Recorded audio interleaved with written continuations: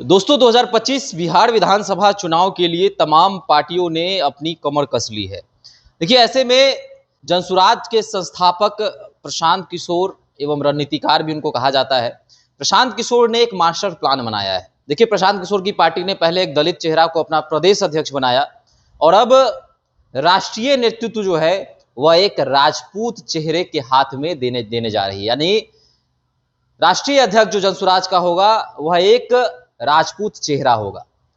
अब उस राजपूत चेहरे के बारे में हम बताएंगे भी, हमारे जो सहयोगी हैं उनसे बातचीत भी करेंगे कि ये कौन होंगे वह राजपूत चेहरा, और प्रशांत किशोर आखिर एक राजपूत चेहरे पर दांव खेलने क्यों जा रही है, इससे बिहार विधानसभा 2025 में क्या कुछ फायदा हो सकता है। तमाम चीजों के बारे में हम बातचीत करेंगे। हमारे सहयोगी हैं रत्नेश पांडे। रत्नेश पांडे, क्या कुछ देख रहे हैं रत्नेश की एक राजपूत चेहरा जो है वह प्रशांत किशोर का राष्ट्रीय अध्यक्ष बनने जा रहा है, इसके पीछे की रणनीति क्या है प्रशांत किशोर की, और इससे कितना फायदा होने वाला है जनसुराज को? देखिए, बूंद बूंद से घड़ा भरता है और प्रशांत किशोर ये बात अच्छे से जानते हैं कि 1%, 2%, 3% वोट बैंक ही हमें मजबूत करेगा। आपने देखा कि दलित चेहरा जो है वो मनोज भारती को उन्होंने बनाया, कार्यकारी अध्यक्ष उन्होंने बनाया, दलित वोट बैंक को साधने के लिए वो उन्होंने किया ऐसा। मनोज भारती से कितना दलित वोट बैंक आएगा जनसुराज में, कितना नहीं आएगा, जो जनसुराज के बड़े नेता हैं वो भी अच्छे से जानते हैं। मनोज भारती वाकई में बहुत मैच्योर व्यक्ति हैं, पढ़े लिखे व्यक्ति हैं। प्रशांत किशोर की एक रणनीति है, उसका हिस्सा है।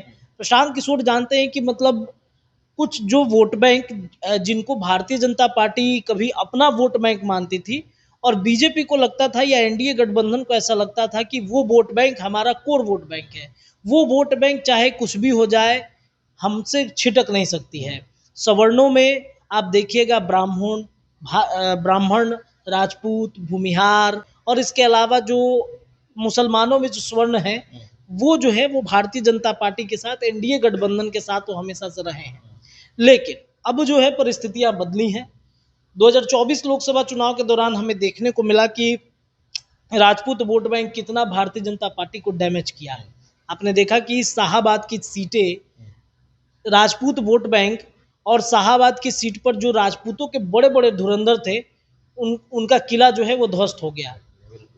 आपने देखा कि औरंगाबाद में जो थे वो हार गए। राजपूतों के सबसे बड़े नेता कहा जाता था उनको, किला था, ये कहा जाता था कि किला कभी ढहेगा नहीं, लेकिन किला ढह गया। आर के सिंह की आप बातचीत कर लीजिए, आरा में आर के सिंह का भी किला ढह गया। एक पवन सिंह खड़े हुए और एक पवन सिंह ने राजपूत वोट बैंक पर ऐसा सेंधमारी किया कि पूरा शाहाबाद बेल्ट साफ हो गया। उस राजपूत वोट बैंक के बदौलत औरंगाबाद गया, आरा गया, बक्सर गया, काराकाट गया, इधर पाटलिपुत्रा चला गया, कई सीटें डैमेज हो गई। तो वो राजपूतों की नाराजगी हमेशा से दिखती, हमेशा से क्या, अब जो है वो देखने को मिला है। जो सम्मान राजपूत चाहते थे कि भारतीय जनता पार्टी एनडीए गठबंधन में हमें मिले, वो नहीं मिल रहा है। इसका मतलब यही ना हुआ कि लोकसभा में उन्होंने ऐसा किया, तो इसका मतलब यही हुआ कि वो सम्मान भारतीय जनता पार्टी जो है वो नहीं दे रही है। बीजेपी का पैटर्न बिल्कुल बदल गया है। बीजेपी का पैटर्न बदला है, लौकुश समीकरण की तरफ शिफ्ट हो गया है। बीजेपी का पैटर्न बड़ा है, लौकुश समीकरण के अलावा आप देखिएगा दलित पॉलिटिक्स, अति पिछड़ा पॉलिटिक्स बीजेपी कर रही है। राजपूत के कितने मंत्रियों को बनाया गया भारतीय जनता पार्टी से? बहुत कम है, संख्या के हिसाब से अगर देखा जाए तो राजपूत मंत्री बहुत कम है। किसी को बनाया गया है क्या? लिस्ट में बहुत कम लोग हैं। इसके अलावा विधायकों की संख्या बहुत ज्यादा है, ये मान के चलिए विधायकों की संख्या बहुत ज्यादा है, लेकिन राजपूत समाज जो है वो अब शिफ्ट हो गया है। एक उनके पास ऑप्शन आ गया है कि हमारे पास अब जनसुराज है।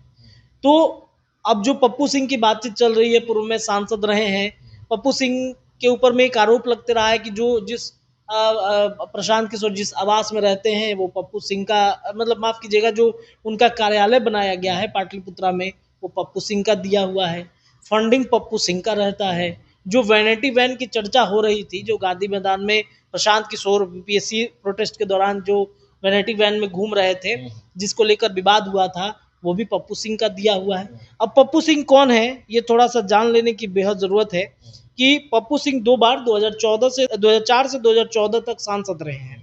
इस दौरान देश में यूपीए की सरकार थी उस समय। 2014 में मोदी लहर के बावजूद जेडीयू के उम्मीदवार से वो चुनाव हार गए।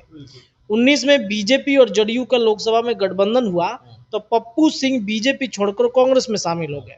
हालांकि जदयू से चुनाव वो हारे थे, 2024 में वो चुनाव नहीं लड़े। पप्पू सिंह के बारे में चर्चा थी कि 2024 लोकसभा चुनाव लड़ सकते हैं। पप्पू यादव वहां पर खड़े हुए, बीमा भारती खड़े हुए। अब देखिए पप्पू सिंह का दबदबा उस क्षेत्र में कितना ज्यादा है कि पप्पू यादव को भी जाना पड़ा, बीमा भारती को भी जाना पड़ा मैनेज करने के लिए। कुछ वोट बैंक हमारे तरफ भी शिफ्ट कर दीजिए, कुछ वोट बैंक हमारे तरफ भी शिफ्ट कर दीजिए। दोनों के मंच पे वो दिख गए थे, जिसको लेकर के खूब कंट्रोवर्सी हुआ था कि पप्पू यादव के भी मंच पे दिख रहे हैं, बीमा भारती के भी मंच पे दिख रहे हैं। आखिरकार वो वोट शिफ्ट कराना किधर चाहते हैं। अंत में पप्पू यादव की जीत हुई और मुझे लगता है कि हो सकता है कि पप्पू सिंह का कुछ सपोर्ट समर्थन रहा हो। बहरहाल अब ये चर्चा है कि राजपूत वोट बैंक पर क्यों जो है वो प्रशांत किशोर की नजर है।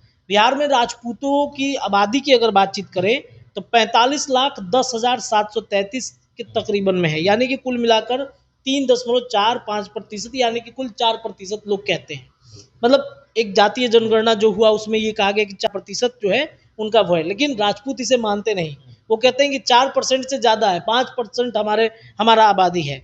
2020 में कुल 28 राजपूत विधानसभा में जीते थे, 28, जिसमें आपको देखिए वीआईपी से 2 थे जो बीजेपी में चले गए थे।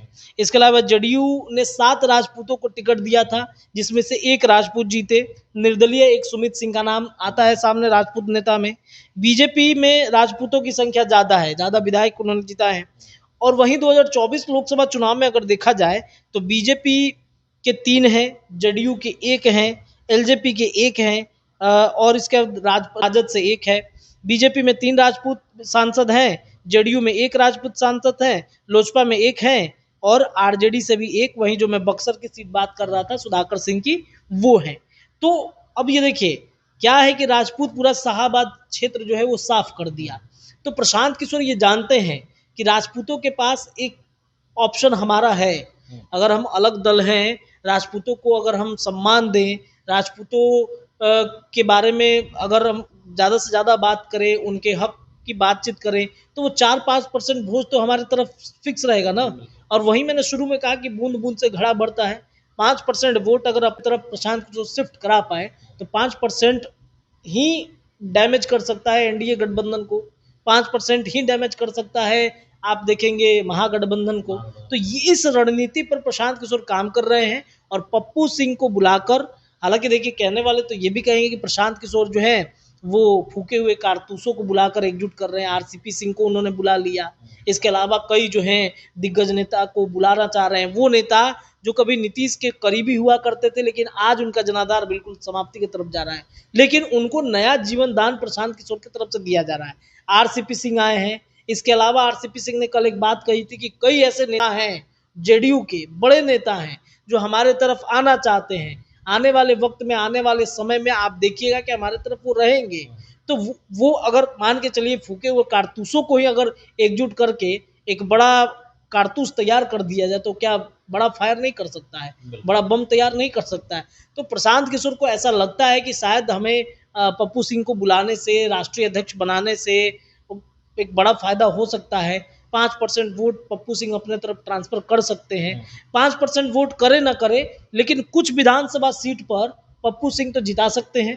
आप पूर्णिया में ही चले जाइए या उस क्षेत्र में अगर आप चले जाइए तो पूर्णिया में ही अगर कुछ सीटों पर प्रशांत किशोर अपना उम्मीदवार उतारेंगे तो वहां पर तो कुछ तो जिता दे देंगे ना, 2-3 तो जिताएंगे। मतलब कोशिश रहेगी, जिताए ना जिताए उनकी अलग बात है, लेकिन कोशिश रहेगी। अगर जिता दिया तो बहुत बड़ी उपलब्धि हो जाएगी।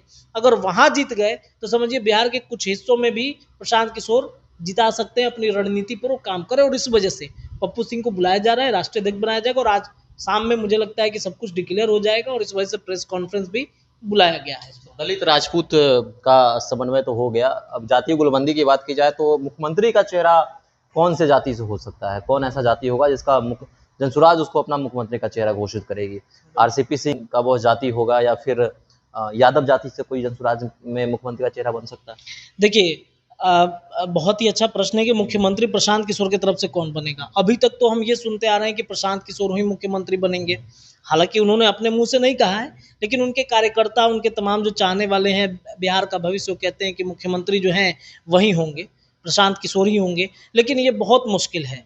एक दौर था जगन्नाथ मिश्रा और ये सब जो सवर्णों के एक बड़े नेता हुआ करते थे, ब्राह्मण मुख्यमंत्री हुआ करता था। लेकिन क्या हुआ, लालू प्रसाद यादव के आने की वजह से जो अति पिछड़ा है वो ज़्यादातर मतलब मुख्यमंत्री के चेहरे आपने देखे, नीतीश कुमार को देखिए, लालू प्रसाद यादव को देखिए, और अति पिछड़ा दलित, और यही जो समागम एक चल रहा है वही जो है वो आगे भी काम करेगा।